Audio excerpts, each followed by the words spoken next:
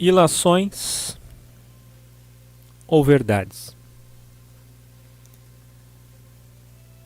Começa agora o programa O Evangelho com o tema que dá continuidade ao de ontem, Santo Lutero, Santo Calvino, hoje Lutero, Calvino, os nazistas.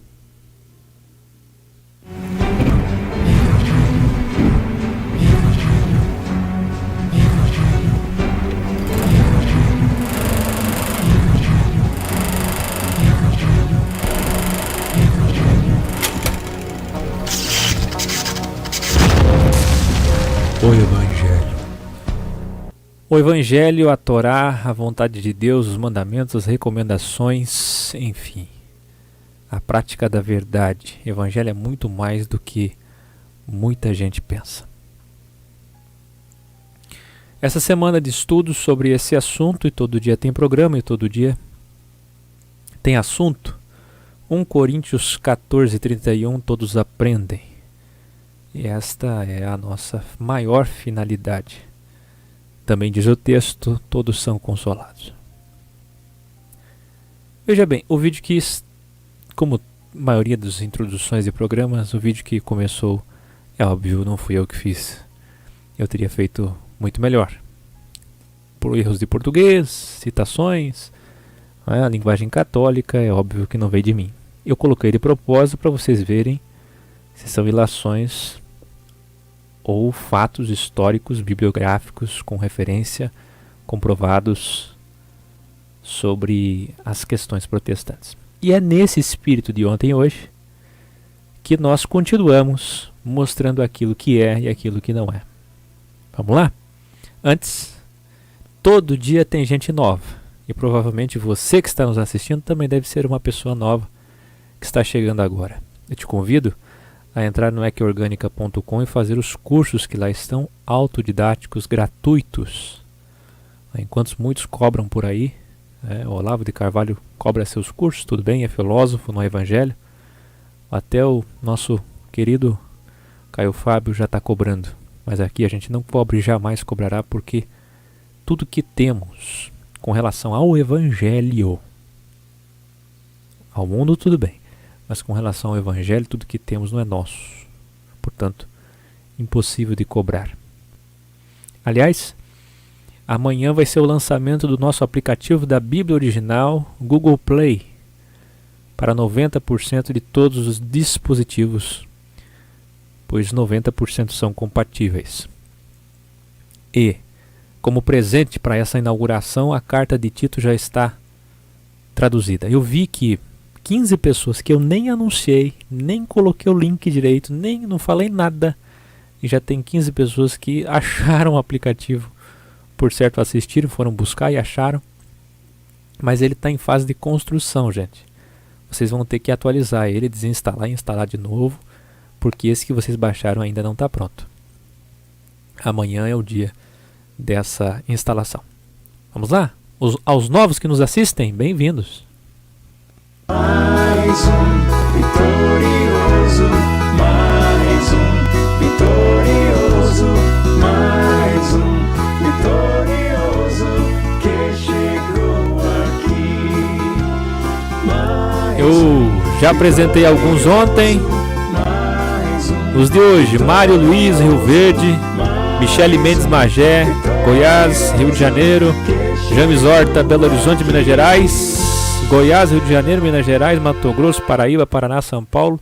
Depois vocês serão passados para os respectivos estados. Em breve os responsáveis falarão com vocês. Saúde e paz.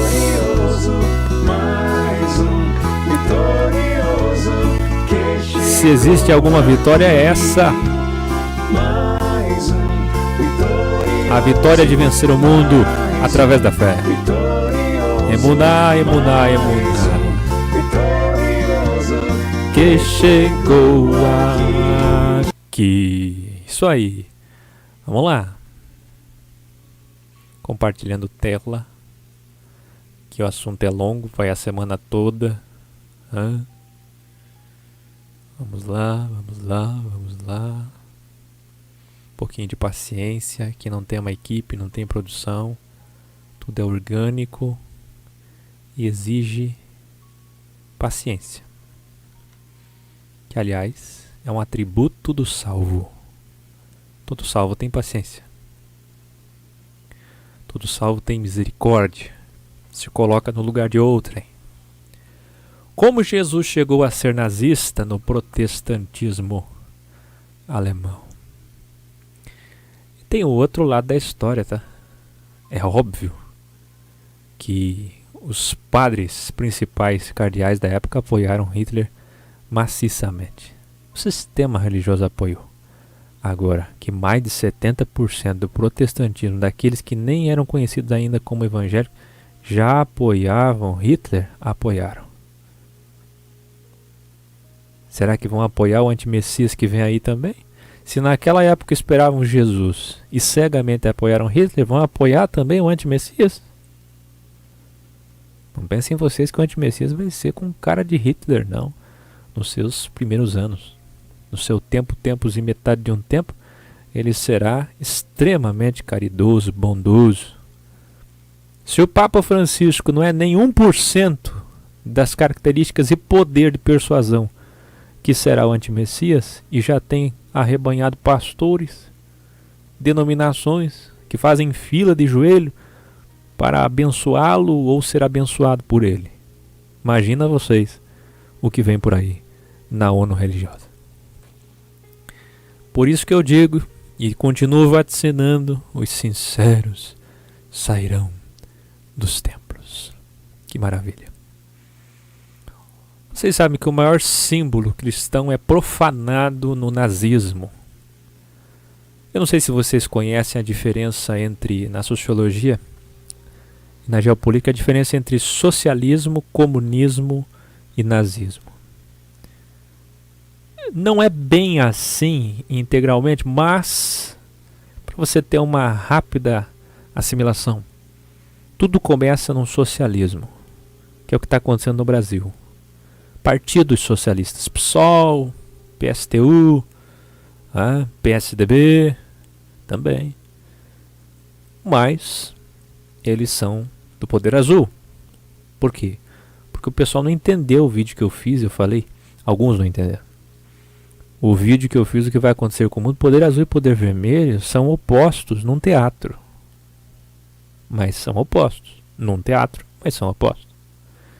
PSDB, PT, e tem outros aí, né? Partidos de esquerda ou centro-esquerda. Então nós estamos num socialismo, que depois pode se aprofundar e virar um comunismo, como em Cuba, num regime comunista mesmo, e podendo levar ao nazismo. O nazismo não tem relação direta com o comunismo, mas é o comunismo, claro, que alimenta o nazismo.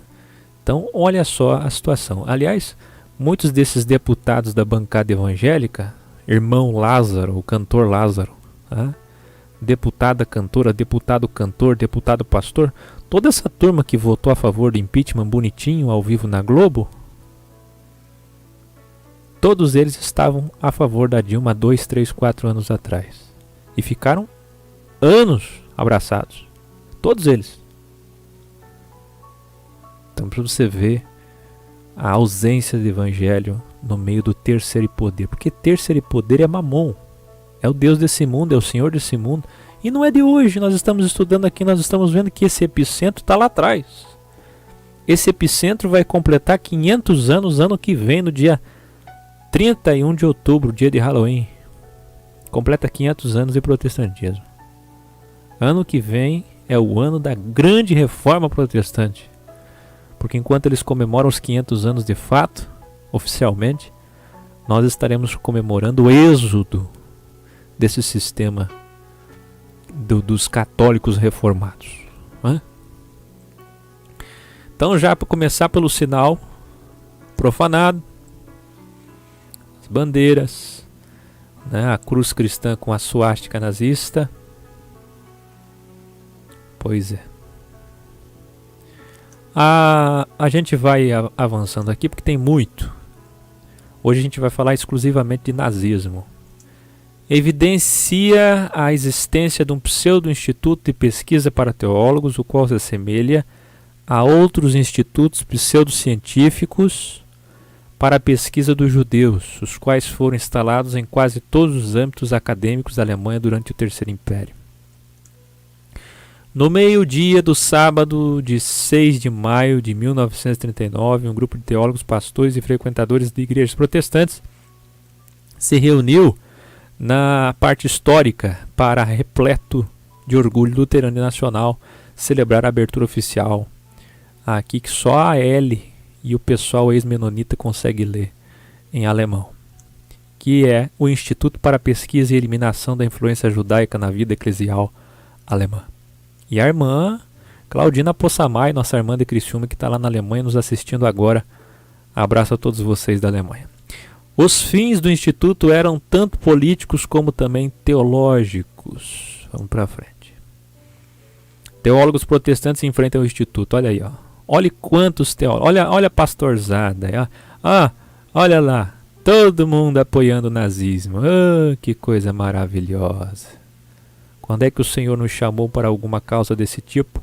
Pelo contrário, para conseguir uma igreja desjuizada, desjuizada, melhor dizendo, para uma Alemanha que estava a limpar a Europa de todos os judeus, o Instituto desenvolveu novas interpretações da Bíblia e material novo para a liturgia. Olha que coisa.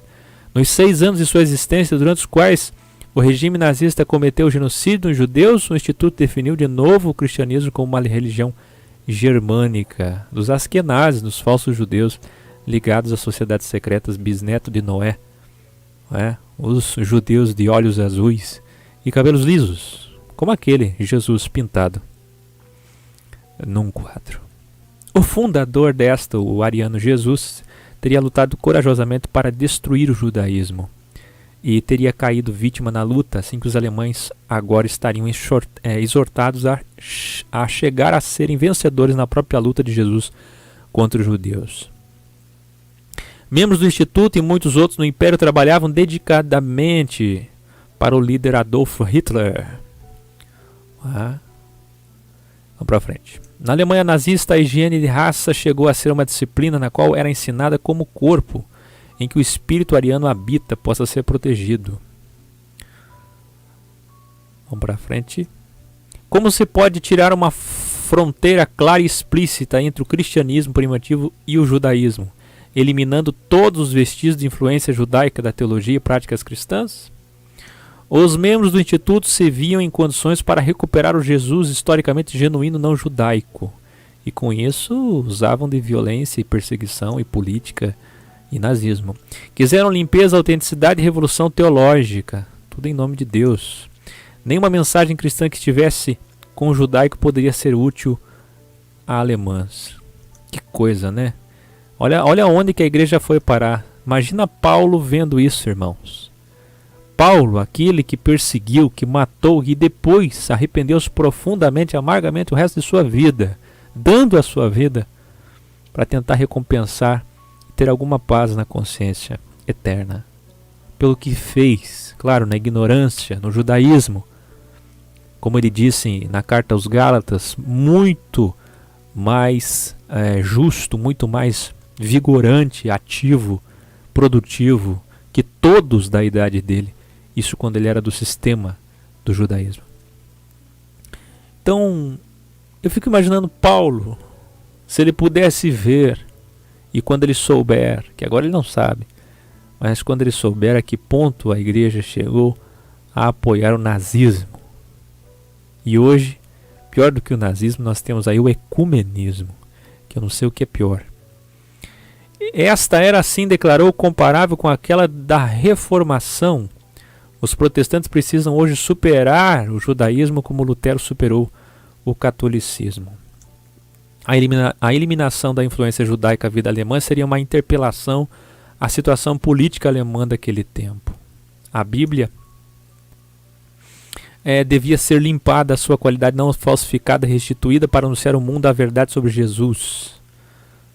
E aspirando à destruição do judaísmo. De 39 a 45, o Instituto funcionou como uma grande cobertura sobre a qual se podia articular um grande número de posições teológicas antijudaicas de cientistas e pastores. Outro, o Hempel, professor do Antigo Testamento na Universidade de Berlim, tentava manter o Antigo Testamento para os cristãos, já que era no fundo uma mensagem sobre o povo de Israel, a qual seria importante para o povo alemão ouvir. Olha que ponto chegava. O que unia os membros do Instituto era a confissão para a exterminação do judaico, judaizante, como meio para a limpeza do cristianismo e da Alemanha, do judaísmo. No público conhecido como instituição de desjudiação, o Instituto era o instrumento da igreja protestante para a propaganda antissemita.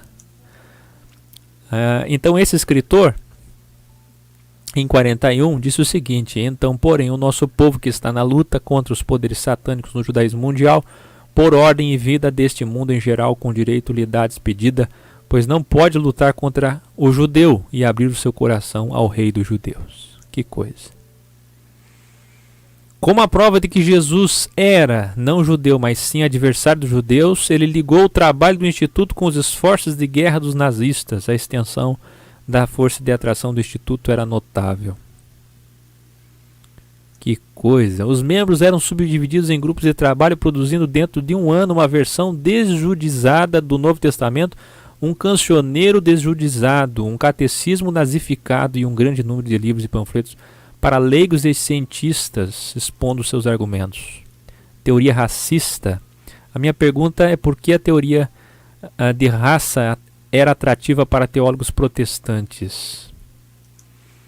Com o século XX, porém, o racismo, especialmente o antissemitismo, chegou a ser um meio de modernização do cristianismo. Aliás, na aula sobre a Rua Azusa e o início, a eclosão do pentecostalismo, nós falamos sobre os quase 100 anos de separação entre negros e brancos nos Estados Unidos, nesse movimento dito cheio do Espírito Santo, do fogo do reteté de 1906, que até 1991 separava Nazareno de Assembleia de Deus e a Igreja de Deus em Cristo.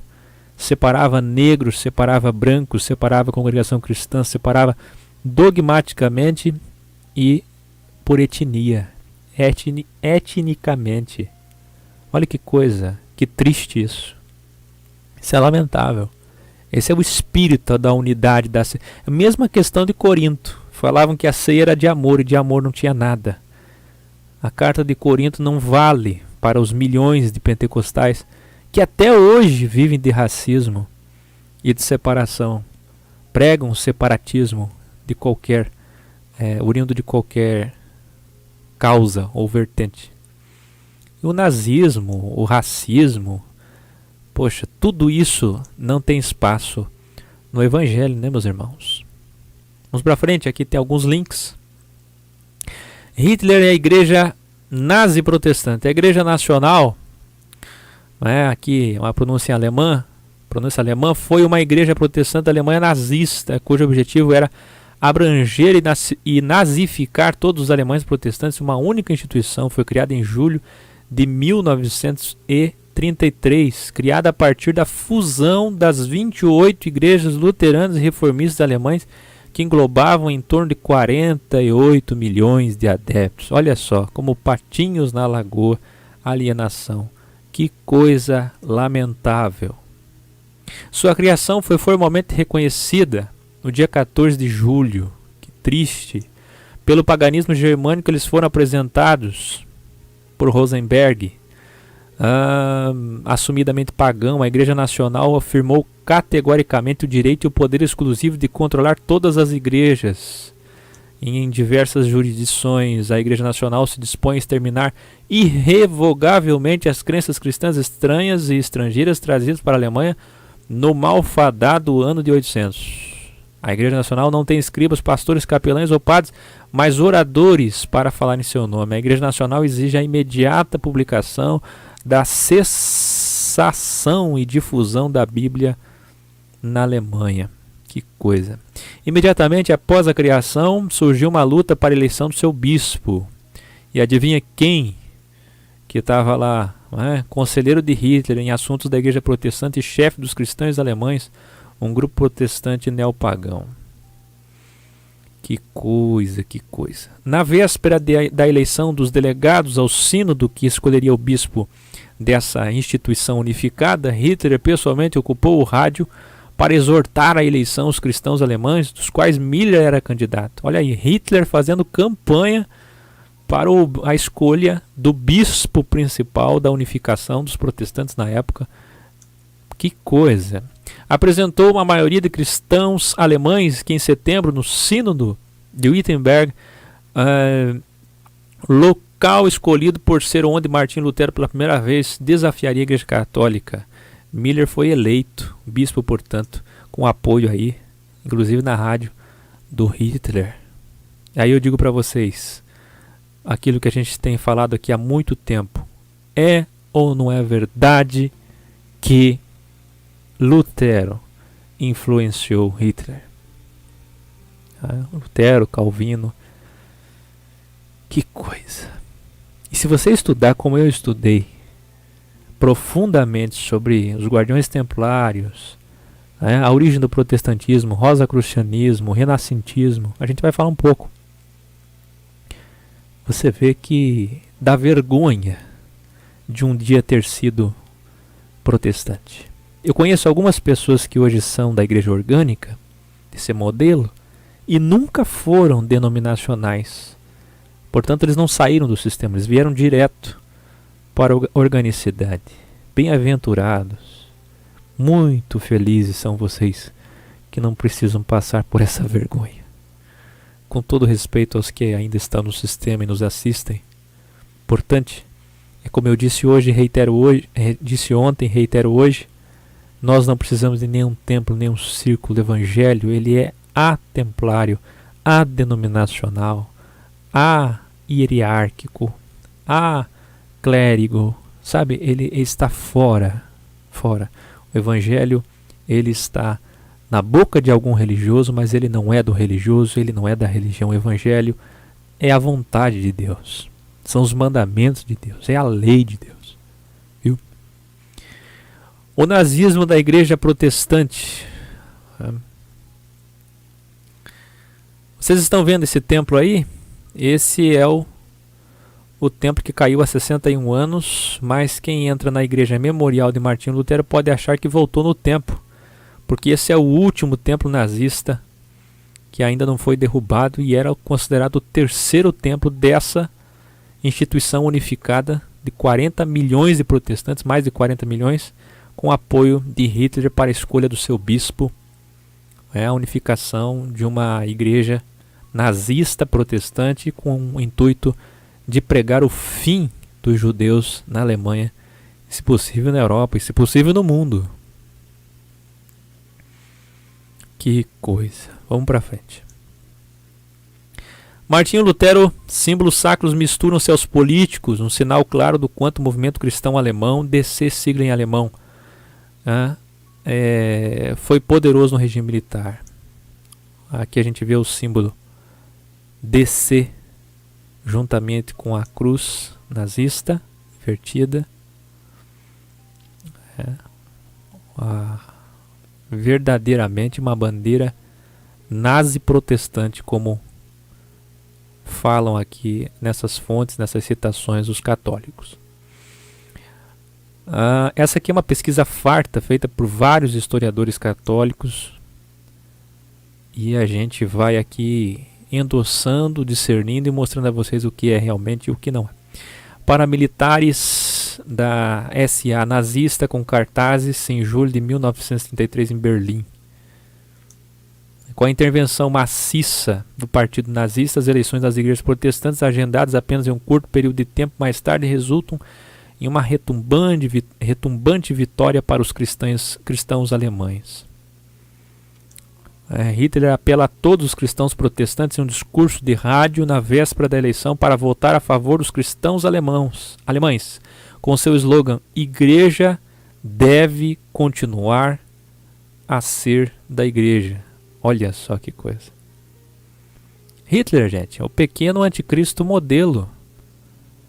Nada mais, nada menos que Hitler. Como se observava a união da igreja protestante com o Estado nazista? Isso aqui, para quem faz faculdade, para quem estuda história, é chover no molhado. Mas como... Por que as pessoas hoje, os jovens que estão fazendo faculdade, acabam não se convertendo ao protestantismo, exceto se ele já começa a faculdade vindo de uma família protestante? Mas se ele não é, nunca foi protestante e faz qualquer tipo de universidade, cursa, é difícil, porque essas coisas são abordadas em algum momento. E a pessoa acaba ficando arreligiosa, irreligiosa, adenominacional. Ou vem para nós, para praticar a verdade, ou vai para a desfé. De modo que todas as universidades hoje contribuem para a formação da saída do sistema religioso, para o bem ou para o mal. As universidades trazem também o conhecimento, não só as ferramentas de comunicação. Então, olha a importância da internet para trazer esses documentos e essa história que nunca será falada, pelo menos não pelos protestantes. Os cristãos alemães desejavam alcançar absoluta conformidade organizacional e ideológica entre as igrejas protestantes e o Estado Nacional Socialista. Após seu sucesso triunfal nas eleições das igrejas protestantes em julho de 1933, a eleição de Miller para o cargo de bispo, eles sentiram que tinham atingido o auge do seu poder sobre a política da igreja no outono europeu de 1933. Aqui a gente vê na foto o bispo luterano Miller saudando os protestantes nazistas, eleito pelo apoio. Aqui, ó. Aqui está o bispo protestante Miller com apoio maciço de Hitler. Aqui nós vemos uma reunião dos protestantes alemães e na faixa está escrito o quê? Vamos ver aqui. Alemães leem o Evangelho no terceiro templo. Aqui, ó. Tá em inglês ali. Estou vendo agora. Em inglês eu consigo. Agora alemão não dá. Alemão só com a L. O bispo luterano é um dos principais líderes na Saxônia. Então veja, olha, é o partido nazista, é a igreja protestante unificada, é Hitler. Olha a saudação do bispo luterano aí. Os cardeais também, né, gente? Os cardeais também.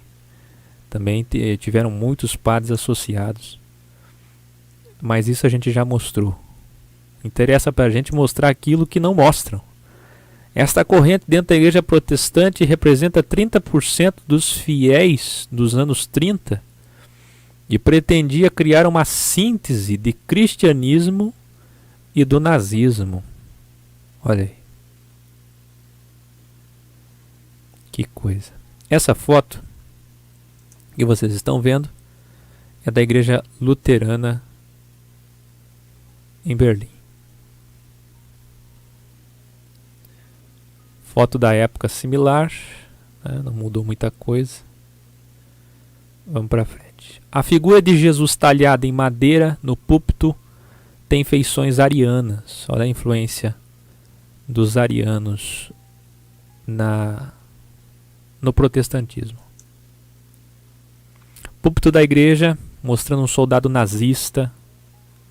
Ó, ao invés de apóstolos, soldados nazistas. Já pensaram nisso? Que coisa lamentável. Pia batismal com Jesus, um soldado ladeado por 2 querubins. A porta é guardada por um soldado da tropa da companhia SA. Outros soldados com o tradicional capacete da milícia aparecem em todas as paredes do templo. Olha aí. Esses são os templos, primeiros templos evangélicos. Viu? Tá feliz? Irmã Claudina, você que está na Alemanha, tira foto aí desses templos e manda pra gente mostrar aqui no programa. Os membros da DC queriam uma forma de cristandade que fosse explicitamente anti-judaica e se adequasse à necessidade de uma nação masculina poderosa. As suásticas apropriadas por Hitler como símbolo do terceiro templo também apareciam em todas as partes da construção, mas foram apagadas após o final da Segunda Guerra, quando o uso tornou-se proibido na Alemanha. Na nave havia também um busto de Hitler que foi retirado. Já pensou? Na nave do terceiro templo, um busto de Hitler que foi retirado. O rosto de Hitler talhado em madeira foi substituído pelo de Lutero. Luminária no hall de entrada com a cruz de ferro. Olha só a luminária do templo luterano principal. Isso é reforma, gente? Diz para mim. Que eu saiba a respeito pelos evangelhos de Jesus, evangelho do reino, a respeito porque Jesus não foi nazista, porque Jesus não mandou matar ninguém, porque Jesus lutou pela causa da vida, aqui e eterna. O seu legado é extraordinário, a maior referência de todos os tempos. Que eu saiba, Paulo, mesmo tendo sido assassino e perseguidor, reconheceu sua miserabilidade, fraqueza, pecado, e aos pés da cruz se tornou um novo homem. E deixou para nós um legado, dando a sua vida, como Pedro, como Tiago, como João, os principais, pelo Evangelho. Agora, que vida deu Calvino e Lutero? Que eclosão, que continuidade e que fechamento, que desfecho teve isso que chamam de reforma protestante? Quando foi que Jesus ou Paulo ou João, aquele que recebeu as revelações por último, tiveram alguma revelação e nos anunciaram através das Escrituras que haveria uma reforma protestante? Quando foi que eles disseram que nós teríamos uma reforma, uma saída do sistema? Que mais tarde, logo depois da partida deles no terceiro século, se tornaria um império? Constantino. E quando foi que ele disse que nós deveríamos sair? Aí alguém vai dizer, Apocalipse 18, Apocalipse 18, Apocalipse 17 estão vinculados, obviamente, aos momentos finais da igreja, do povo, do mundo, da terra, da humanidade, na grande tribulação, no pré-milênio. Então, não encaixa, não tem nenhum presságio da Bíblia sobre uma reforma protestante. Nós não temos compromisso nem com Constantino, nem com a ortodoxa, nem muito menos com a reforma protestante. Onde que está na Escritura que haveria um pentecostalismo? Ou o advento do neopentecostalismo? E o que é que vem por aí? O que é que vem por aí depois de tudo isso? Nós não temos nada com esses movimentos novos. Alguém vai dizer o desigregismo, a igreja orgânica. Não, o desigregismo não é de hoje. Nós estudamos aqui os puritanos, os congregacionais, os anabatistas lutavam contra esse sistema imposto de Lutero e Calvino, embora enfraqueceram, tiveram força. Alguns menonitas conservadores lutaram, no fim viraram um sistema também, foram levados pela maré, pela enxurrada das águas. As águas alegóricas do Apocalipse, que representam a alienação das multidões, do povo, do mundo. Vocês entendem isso que eu estou dizendo? Que nós sempre tivemos um remanescente, nós sempre tivemos um toco, um restinho, um broto.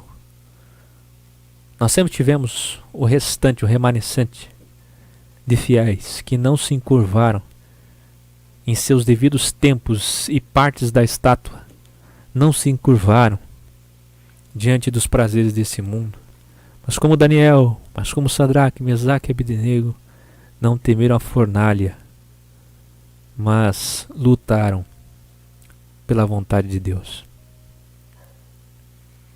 te pergunto, você está aqui para remar contra a maré e fazer a vontade de Deus, disposto até a ir para uma fornalha ou uma cova, ou você está disposto a encher os templos, alienado como todos, fazendo parte desses movimentos que não foram guiados pelo Espírito Santo, mas unicamente pelo poder, pelo ser e pelo ter, pelo Senhor desse mundo, conhecido como Mamon, o Deus do ego. Do ego. Vamos mais. Sinos da igreja com a cruz e a suástica. Olha aí. Já vimos bastante, hein? O plano final é que Martinho Lutero seja declarado patrimônio histórico da Alemanha. Mesmo que consiga ser reformado, o templo não voltará a abrigar serviços religiosos regulares. A nave é grande demais para o tamanho da comunidade protestante. Aqui alguns links e nós vemos agora os protestantes que votaram em Hitler. Vocês estão vendo aí no mapa número 1, a parte escura, a votação expressiva de protestantes. Olha só, são eles que elegem o PT, são eles que elegem. São eles que apoiam qualquer governo. Gente, se vier o anti-messias hoje, com ONU religiosa, dando cadeira, como eu tenho vaticinado, você não sabe o que é ONU religiosa? Depois, vá numa página de procura e coloque ONU religiosa EC. Você vai encontrar vídeos e materiais sobre isso. Vem aí a ONU religiosa. Imagina o que vai acontecer com esses homens que servem a si mesmos. Imagina. Hoje um querido irmão me escreveu dizendo, escuta essa, que pelo fato de ele ter saído do sistema, o pastor, se não me engano da Quadrangular, não me lembro, demitiu ele do jornal para o qual ele trabalhava. E por conta disso, seus aluguéis estão atrasados. E ele precisa urgente. Suas contas somam quase R$3.000. E o caso já foi para o advogado, já querem tomar a casa, ele vai ter que pagar para o advogado nessa nova lei do inquilinato. Quer dizer, vai ter que tratar direto com o advogado, não mais com o locador. Está passando apertos na família, que ficam dizendo para ele que é o devorador. O devorador é o pastor da Quadrangular que mandou ele embora. Eles são o diabo. Eles são João 10:10. Eles que matam, roubam e destroem. Aquele capítulo está falando dos sacerdotes. E hoje eles são os sacerdotes cristãos. Eles matam, eles põem Hitler no poder. Eles servem a si mesmos, gente. Mandaram embora o nosso irmão. E não é a primeira vez que eu vi isso. Eu já vi centenas de vezes. Eu me lembro 4 anos atrás de um irmão que quando ele saiu do sistema mandaram ele embora. Me lembro de uma irmãzinha que trabalhava numa loja. O pastor mandou ela embora, ficou desempregado, passando fome, perguntando para mim, e agora minha família inteira está dizendo para mim que o devorador. Eu falei, minha irmã, como falei para esse irmão, eu posso te passar aqui mais de 100 contatos que eu conheço de gente que saiu do sistema e só prosperou. E está ficando cada vez melhor de vida porque trabalha, porque soube aproveitar as oportunidades da vida. Isso sem falar na economia dos 10%, que não é pretexto, porque devemos praticar a caridade. Mas, entenda, o devorador são eles demitem, perseguem, usam do seu poder para estabelecer ainda mais poder, porque vivem pelo poder, fazem qualquer coisa pelo poder. É esse nicolaísmo que Deus abomina. Abomina é ter nojo. Deus tem ânsia, nojo profundo no que diz respeito ao poder do homem, ao nicolaísmo, ao clero, à hierarquia. Você não imagina o quanto que isso enoja Deus, quanto que entristece Deus, ver os sacerdotes manipulando o seu povo. Então você está vendo aí, Como é que você acha que esse povo todo votou na Alemanha em 1933? Como que você acha? Através do quê? Pelos sacerdotes. Aqueles de Malaquias 3. Aqueles de Miqueias 1. Aqueles de Jeremias, de Oséias, todos os sacerdotes que sempre defraudaram, enganaram, usurparam, mataram, roubaram e destruíam. Gente, Mateus 23, nos dias de Jesus, Mateus 6, Mateus 7, nos dias de Paulo, sempre os sacerdotes, são os sacerdotes luteranos e calvinistas agora, que estão aqui orientando mais de 70%, 80% da Alemanha a eleger Adolf Hitler. Você está vendo o mapa? Agora eu quero que você veja os católicos que apoiaram Hitler. Essa região escura. Você percebe? 20, 25 no máximo. 25%, 30% dos católicos apoiaram Hitler. Mais 70% da Alemanha protestante apoiou Hitler. Que coisa triste. Não é fácil não. Vamos mais? Aqui as análises sobre o mapa. Tudo isso a gente já fez. Vamos para frente. Votação nazista. Na Prússia, ainda oriental, região destacada, havia um pequeno enclave católico que destaca-se do entorno protestante, a gente já viu ali. O censo de 1925 revelou que 63% de protestantes eram a favor do nazismo. Depois, em 1933, esse número aumentou. A situação se agravou, portanto. 47% tinham votado para abolir a democracia. Hitler, um católico renegado, encontrou seu principal apoio nas áreas protestantes. Aqui a gente vê alguns dados. Conheça o documento que a Igreja Católica lançou contra o nazismo enquanto as igrejas protestantes se calaram. Olha aí. E para terminar, tem um link aqui importante que vocês podem depois dar uma estudada. Tem a citação aqui também no site do Vaticano. A bibliografia toda eu coloquei no chat para vocês ontem. Uma pessoa pediu e eu coloquei aí. Depois, se alguém quiser, eu coloco de novo. São mais de 100 links. Tem 2 partes, a outra nem postei. 3.000 pastores eram informantes dos comunistas. Amanhã a gente vai dar sequência. Vamos falar sobre Lutero homicida. Vamos falar muito sobre Calvino, a influência deles, o que eles falavam nos sermões. Nós vamos falar sobre romantismo, renascentismo. Vamos falar sobre cátedra, a origem da palavra cátedra, catedral. Vamos falar sobre arquitetura gótica.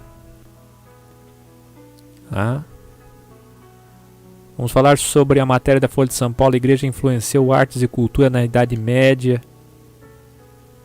Tem tanta coisa boa para ser falada nessa semana, que é uma semana de história. Esse programa tem história, tem cultura, tem notícias atuais. Eu fiz um vídeo sobre as pessoas terão medo das praias do mar. E vocês viram o que aconteceu no Rio de Janeiro, agora em Santos. Aquilo que estão chamando de ressaca. É só o começo, é só um sinalzinho para vocês verem do que o mar é capaz. De colocar peixes dentro de apartamentos. Você que mora em frente ao mar, qualquer dia você olha debaixo da tua cama, tem peixe. Em breve, gente, as coisas começarão a acontecer em um efeito que a gente costuma chamar de dominó, sequencialmente. Não espere esses dias para começar a praticar o Evangelho. Na verdade vos digo, falta muito pouco. Isso daqui não é chavão, não é jargão, porque eu não sou místico, porque eu não sou tolo, porque eu não sou persuasivo religioso. Eu sou comprometido integralmente com o Evangelho. E eu digo a vocês, fiz um vídeo recente sobre 2029, quem não assistiu assista, para entender. Mas o fato é que nós estamos nos últimos anos. Está se cumprindo exatamente tudo aquilo que eu estava falando. O Trump nos Estados Unidos, a sua força, a Hillary, no espírito de Saul Alinsky, as novas eleições possíveis cada vez mais para uma terceira via, para a eclosão de uma terceira via, a síntese no Brasil.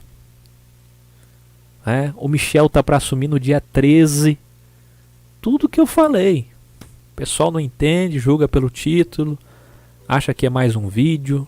Eu não sou místico, eu não sou conspirador, eu não sou extremista. E eu também não sou nada.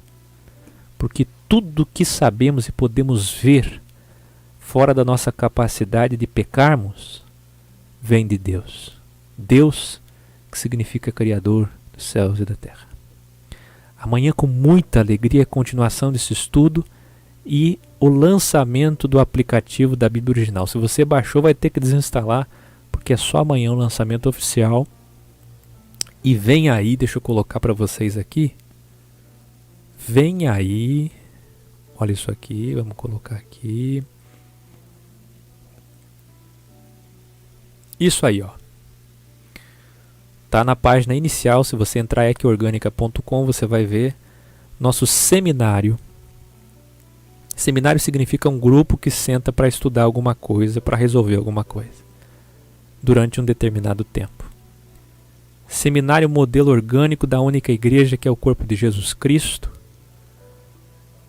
Esse pedacinho do corpo de Jesus Cristo se reunirá online todo dia 9h30 da noite, dos dias 18 de maio a 25 de maio, online, 9h30 da noite. Todo dia vamos falar sobre os trabalhos, como está cada região, os novos responsáveis, quem assume, como está a situação de cada região, o que precisa mudar, o que precisa melhorar.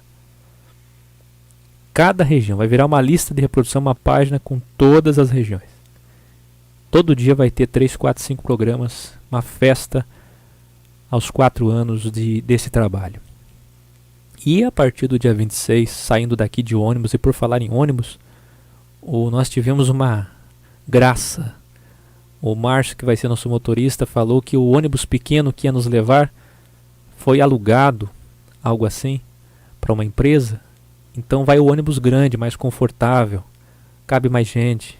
Então você que vai de carro, que vai passar por aqui, Joinville, Blumenau, Curitiba, interior do Paraná, venha no ônibus com a gente cantando, devagarinho, vamos chegar lá na noite de quinta-feira, dia 26. Dia 27, dia 28, dia 29, termina essa festa linda presencialmente em Capão da Canoa. Você que é gaúcho, gaúcha, não pode deixar de participar, porque esse evento é preferencialmente feito para vocês. Nós vamos aí, na verdade, para estimular vocês a trabalharem como a gente faz uma vez por ano.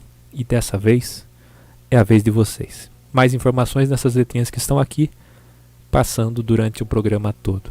Eu quero agradecer a presença de todos vocês nesse programa e ler só os 3 primeiros aqui, porque eu estou correndo com umas ocupações aqui. E eu tenho que preparar tudo para o encontro ainda, irmãos. Muita coisa. A correria. O Edno Pinheiro foi escolhido como comentário de destaque. Vamos ver aqui 3 que falem sobre o tema. Bárbara, eu moro perto de uma denominação estampada e as fotos. Fico pensando, a igreja é casa de Deus ou é um verdadeiro curral eleitoral? A esposa é vereadora e o pastor é deputado federal. Que coisa. Amélia, paz do Salvador Jesus. Paz do Salvador Jesus a todos. Infelizmente, a degradação do ser humano pelo pecado em todo o tempo mostra que não há diferença entre os fatos ocorridos no passado e os atuais. Verdade.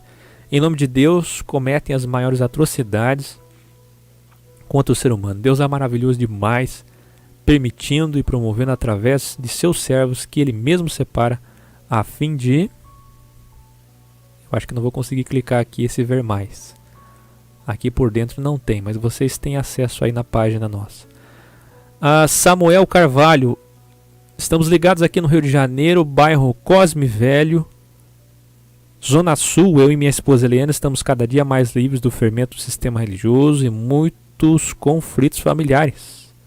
Segue o barquinho, irmão, e deixa eles lá. Na hora certa eles vão entender. Vamos mais. O sistema religioso tem ele como herói. O Ivan falando, Aita. Hoje eu e o Luiz Carlos estávamos recordando do absurdo que ouvíamos dentro do sistema, desaprovávamos. Mas no domingo seguinte, fielmente, lá estávamos outra vez. Louvamos pela tua vida, Áquil, que muito tem nos ensinado com o Evangelho da Graça de Graça. E eu quero fazer um aviso aqui, dar um aviso importante. O pessoal está participando, agradeço muito. Vocês sabem, ontem 15 mil pessoas viram essa página, então muita gente vê e é edificada. Capricho nos comentários. Mais um aviso. Mudou tudo. Alô, pessoal de Santa Catarina. Mudou. Por conta do Dia das Mães, nós vamos antecipar a ida a Camboriú. Alô, Camboriú, nós vamos fazer uma chamada. Não muito extravagante para não dar trabalho para a Andréia, só assim entre os nossos irmãos. Mas que você vá. Nós iremos em Camboriú mais uma vez. A igreja orgânica estará reunida em Camboriú. Sairemos daqui de Palhoça. Você que quer carona. Eu conheci essa semana um novo irmão, o irmão Jader. Não sei se está assistindo. Conheci também um outro aqui que guardei, mas não me lembro o nome. Seja lá como for todos vocês, quero dizer o seguinte. Nós estaremos em Camboriú. Está para confirmar ainda o horário. A Ita vai me falar depois, André. Camboriú, domingo. A nossa reunião é sempre no sábado, quinzenalmente, mas dessa vez vai ser domingo, excepcionalmente por conta dos compromissos de várias pessoas, inclusive dos irmãos de Camboriú. Então você que é de Camboriú, Balneário, Itapema, Itajaí, todo mundo convidadíssimo para estar na reunião como igreja, na eclésia de Camboriú, dia 1º, é isso? Dia 1º de maio, dia do trabalhador. Que seja o dia do trabalhador do Evangelho também. Trabalhai e orai.